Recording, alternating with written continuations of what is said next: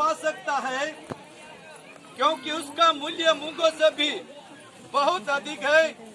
उसके पति के मन में उसके प्रति विश्वास है और उसके लाभ की घटी नहीं होती। वो अपने जीवन के सारे दिनों में उससे बुरा नहीं वरन भला ही व्यवहार करती है। वह ऊन और सन ढूंढ ढूंढ कर अपने हाथों से प्रसन्नता के साथ काम करती है। हालेलुया। ये भली स्त्री का लक्षण है, अच्छी स्त्री का लक्षण है। वो तो कहता मूंगों से भी अधिक वो मूल्य है। हालेलुया। सोना चांदी से भी ज्यादा कीमती है। हालेलुया। कैसे कीमती है? सोना चांदी से भी कीमती। और उसके पति के मन में उसके प्रति विश्वास है। तो आज पति को भी विश्वास करना है, पत्नी को भी विश्वास के ऊपर विश्वास करना है। यदि पत्नी किसी से बात करे, पति के मन में गलत आ गया कि तू उससे क्यों बात कर रही थी, पति बोलती है पति को कि उस लड़की से तू क्यों बात कर रहा, तो वहाँ विश्वासघात हो गया। वहाँ क्या हो गया? तो पति पत्नी को एक दूसरे के ऊपर क्या करना है? विश्वास रखना है। और वो कहते हैं वो अपने जीवन के सारे दिनों में उससे बुरा नहीं वरन भला ही व्यवहार करती है। हालेलुया।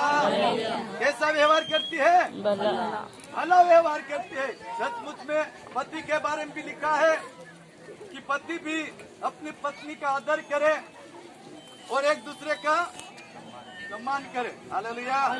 आज ये दोनों इस समय हमारे बीच में बैठे हुए हैं, तो ये भी सुने और जो बैठे वो भी सुने। हालेलुया। कि सब एक दूसरे को क्या करना है?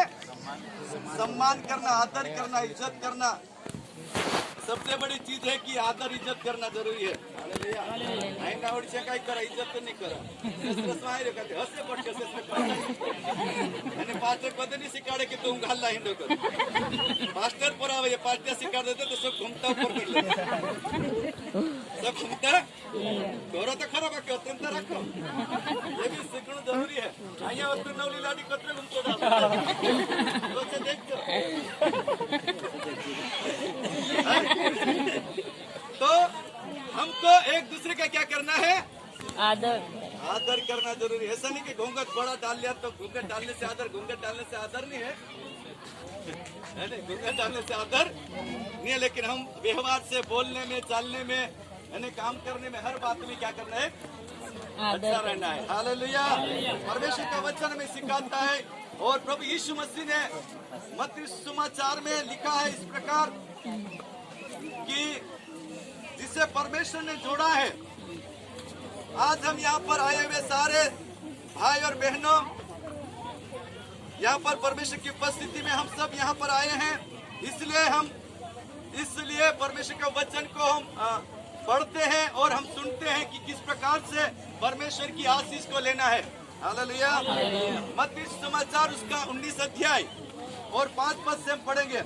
इस कारण मनुष्य अपने माता पिता से अलग होकर अपनी पत्नी के साथ रहेगा और वे दोनों एक तन होंगे। अब वे दो नहीं परंतु एक तन है। इसलिए जिसे परमेश्वर ने जोड़ा है उससे मनुष्य अलग न करे। तो इन वचन से हम क्या सीखते? हालेलुया। क्या समझ सकते इस वचन को?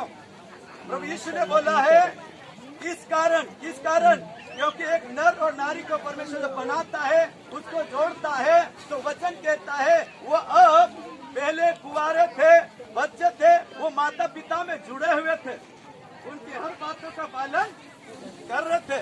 लेकिन अब वहाँ से बाकी क्यों कितने अलग होना जरूरी है। और बात करते क्या करें? अलग होना पड़ेगा नहीं। ऐसा नहीं कि घर से अलग होने की बात नहीं है, लेकिन कुछ जो पर्सनल जो बात है बाइबल बताने हैं कि इस कारण मनुष्य अपने माता पिता से अलग होकर अपनी पत्नी के साथ रहेगा और वे दोनों